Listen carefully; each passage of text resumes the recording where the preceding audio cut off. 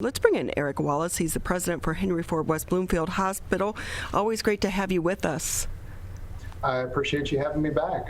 I wish we could find better things to talk about. I know. Can we have you back like when this is over and have like balloons and cake? Absolutely. Let's go for it. So obviously, if we could kind of start off with the big news coming out of the FDA and the CDC this morning regarding the Johnson & Johnson vaccine. As someone who is on the front lines of the healthcare industry, your thoughts? Yeah, I think, what I would applaud the FDA and others for doing is really trying to take a pause and make sure that the vaccine is doing what it's supposed to do and not doing what it's not. A few weeks back, they actually did something very similar in Europe. And when they, did their investigation there, they saw that the incidence of people having blood clots with the vaccine was about the same as it was in the normal population. And that's why we saw that resume. I think we've seen, forgive me if I missed this a little bit, but I think 6 cases of blood clots here in the United States out of 6.8 million doses that have been given. So that's still an exceptionally low rate. But I think what the FDA is doing right now is, using an abundance of caution and just making sure that they do their due diligence and dive in and make sure that the vaccine isn't causing something what they weren't intending it to. So we should remind people as well, it's pretty common for people to have side effects from vaccines, not just a COVID vaccine. Absolutely. I think, almost every vaccine we have has some kind of side effect to it. Many people are used to the, tetanus shot and having a really sore arm after that one. Many of these things are really simply the body's response to the vaccine being introduced. And it's really what you want to happen is you want your immune system to respond.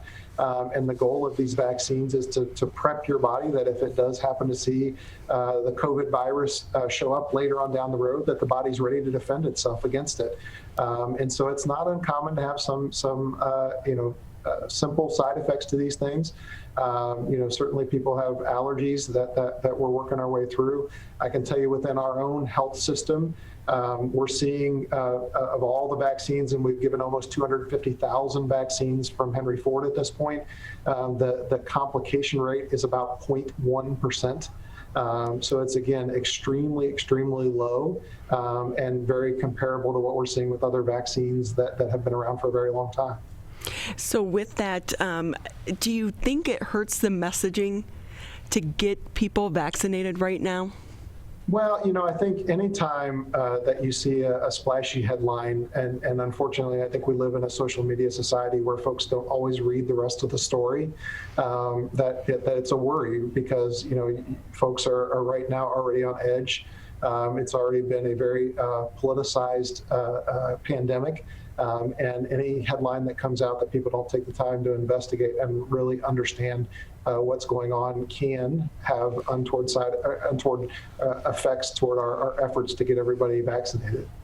So with that, because I do know people who don't want to get vaccinated. I know people that were lining up the very first day. Some people signed up for the trials. But what is the percentage? We need people to get vaccinated so that people such as yourself and the workers over at the hospital, you guys need a break.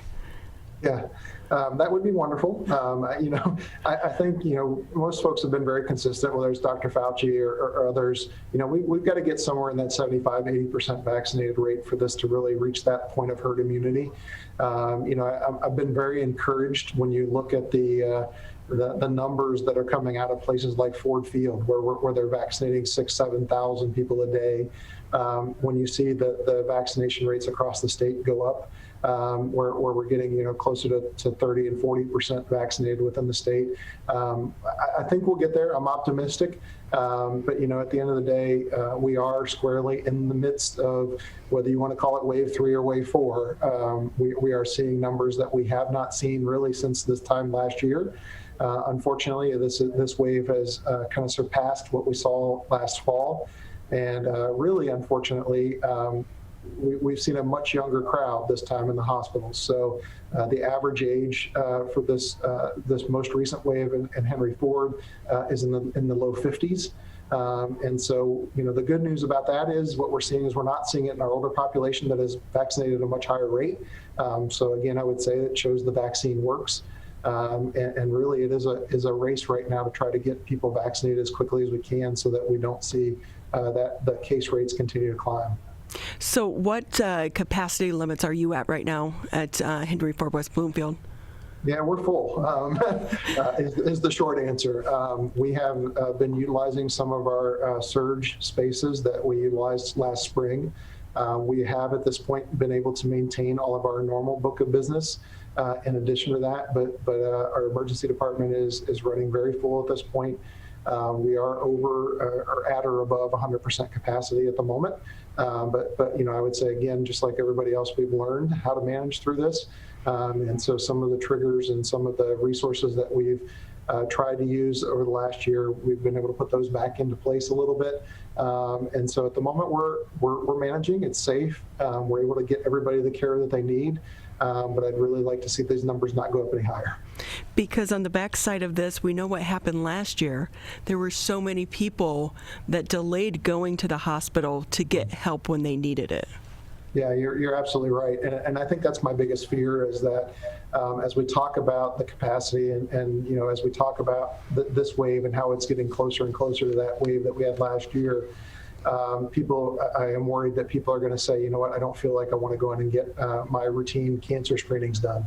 I'm not going to keep my routine appointments with my primary care doc.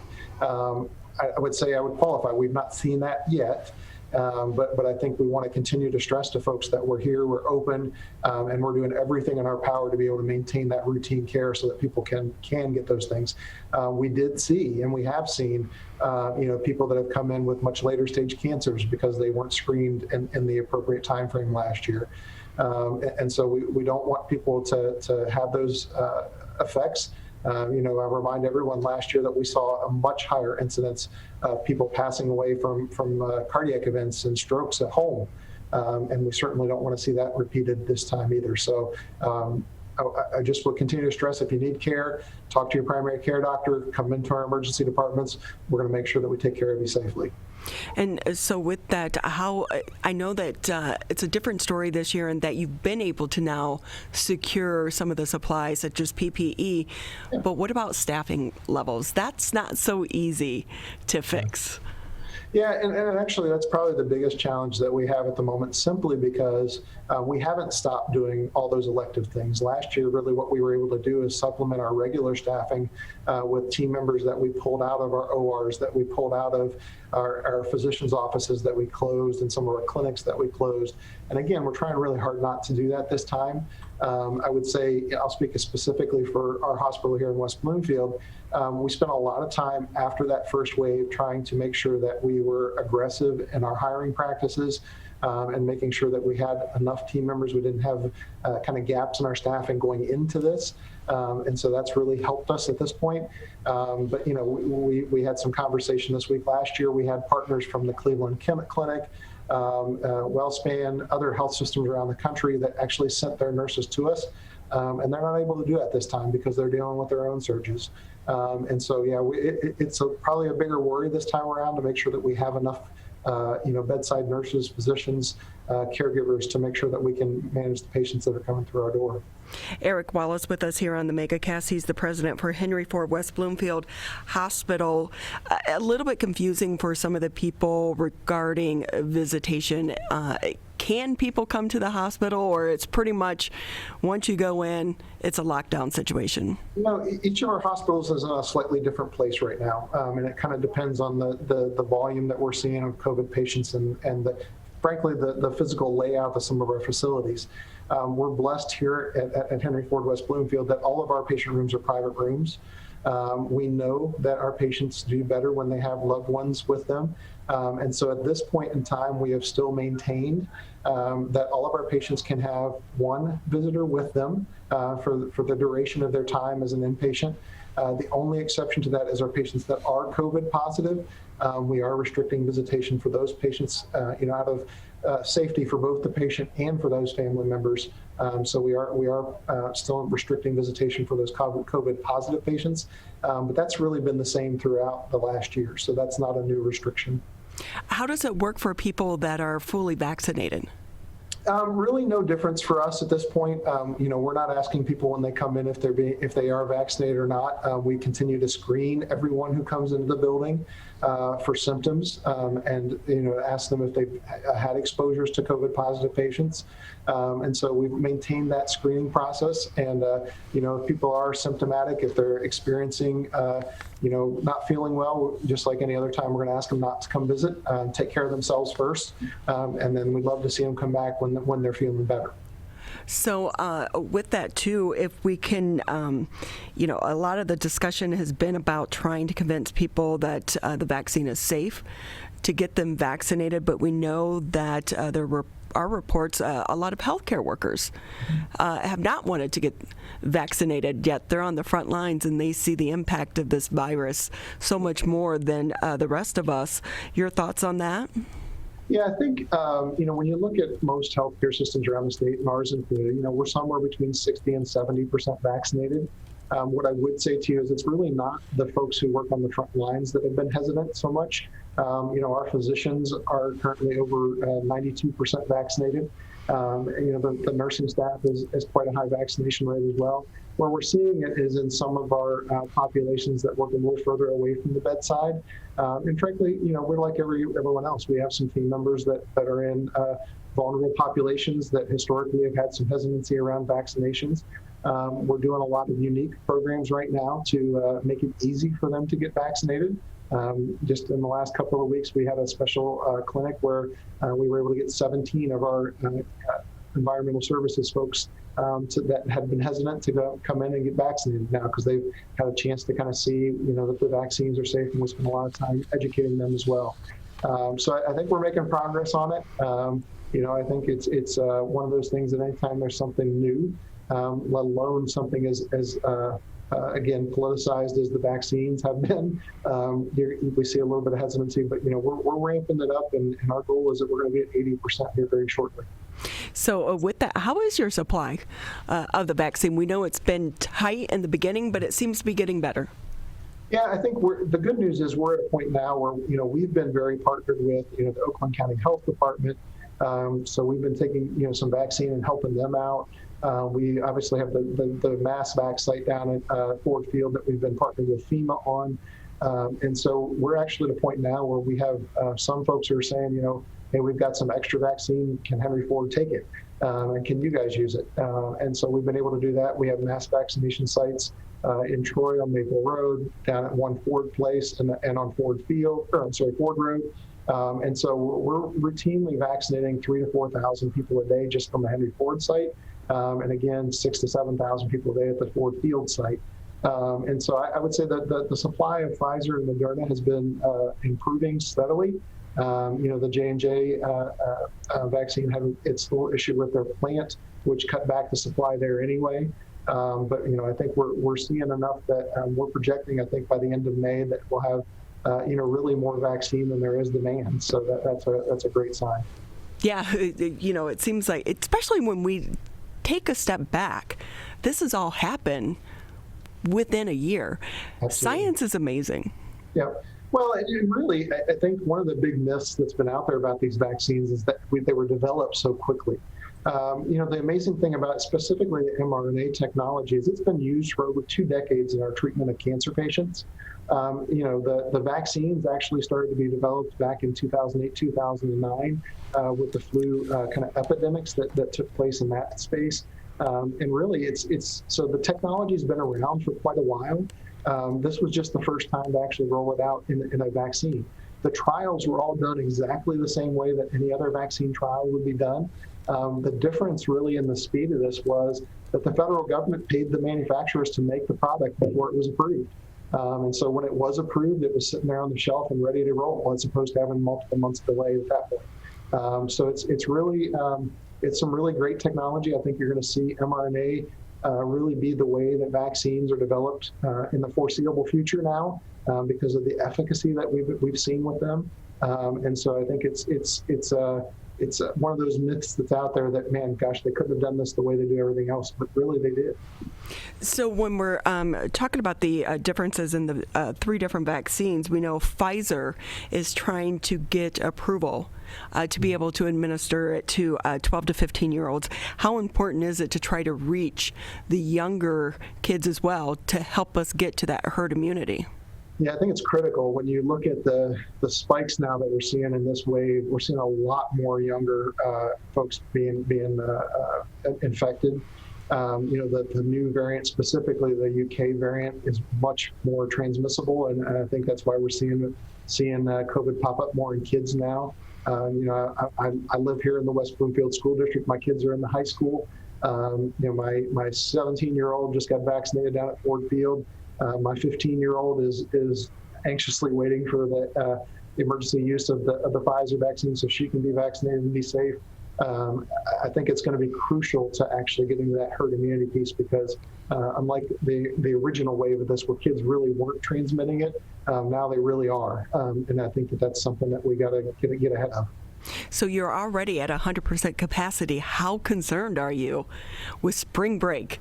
Because I go on social media, everyone is in Florida. I mean, people are getting stuck in Florida because they have so many people, and with the bad weather, a lot of flights had to be canceled. It is just crazy how much people are flying right now.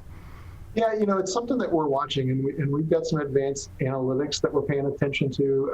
We have a couple of measures that are kind of predictive measures for us, and really what we're expecting right now is the next 2 or 3 weeks are going to be very tough.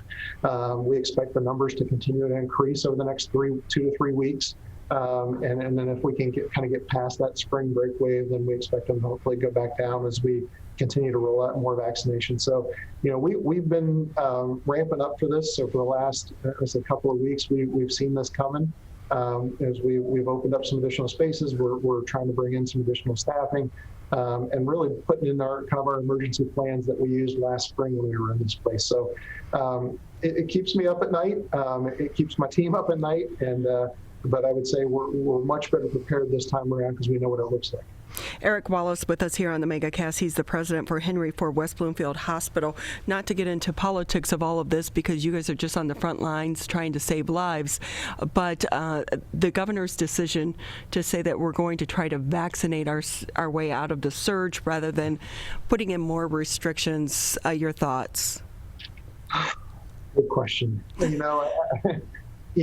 I think I would love to believe that as a society we can do the right thing and kind of pull back and make sure that people are wearing masks, staying out of group settings, washing their hands, doing social distancing. I think the unfortunate thing is we've proven that we can't. And so I think I and others in the healthcare industry would really welcome the governor stepping in and putting some of those restrictions back into place. We certainly understand that it's absolutely a balance. We rely on local businesses and industries. I would tell you that we, as we've come out of this, we've tried to do everything we can do to support our local, restaurants and small businesses, because they supported us so well the first time through this. But we're not in a place where I think we're trying to advocate that things need to be completely closed, but certainly would like to see some of those capacity limits maybe be really brought back, and some more thoughtfulness about what folks are doing out when they're out and about in public. Well, we know it's going to be a tough couple of weeks for you and your staff members. We want to again thank you for your time, and also sharing your knowledge with us as well. It helps clear up so much confusion, because a year into this, and it is still day by day, and things continue to change. Eric Wallace with us on the MegaCast. Anything I maybe didn't ask that you want to add before we say goodbye? No, Ronnie, I just want to say thank you for supporting us with that Henry Ford blue that you're wearing there. Anytime. I'll remember that every time you're on, okay? That's right. Absolutely. Eric Wallace with us, President Henry Ford West Bloomfield Hospital.